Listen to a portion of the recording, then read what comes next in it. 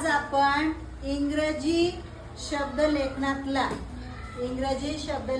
एक महत्वाचा नियम शिकणार आहे. शिकायचा ना शिव?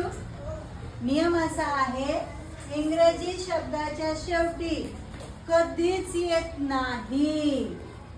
एक अक्षर असं आहे की जे इंग्रजी शब्दांच्या शेवटी कधीच येत नाही. माहिती तुम्हाला? व्ही. Very good. व्ही हे अक्षर इंग्रजी शब्दांमध्ये कधीच शेवटी तुम्हाला दिसणार नाही. उच्चार व होईल, त्या शब्दाचा उच्चार व होईल, पण व्ही एकटा येत नाही. उदाहरणार्थ सांगा बरं इंग्रजी शब्द शेवटी व्ही असलेले. Very good. बघा व्ही एकटा आलाय, त्याच्या जोडीला कोण आलाय? ई. वाचन करताना आपण काय म्हणणार? व. हॅव. पण स्पेलिंग लिहिताना त्याला काय जोडायचं? हा नियम महत्वाचा आहे. व्ही कधीही शेवटी येत नाही. कुठलाही शब्द बघा तुम्हाला कधीच शेवटी व्ही दिसणार नाही. त्याला जोडून तुम्हाला ई दिसेल, अजून काय वेगळी स्पेलिंग असेल तर ती दिसेल, पण व उच्चार असताना व्हीच्या शेजारी ई येतोच. सांगा अजून शब्द.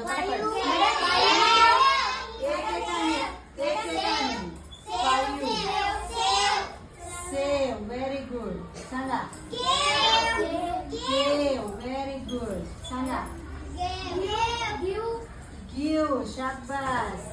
आपली शब्द संपत्ती पण वाढणार आहे अशाने. बघा व्ही आलं एकटा, काय आलं कार्तिकी? ई आलं. सांगा अजून. एवढे शब्द माहिती तुम्हाला?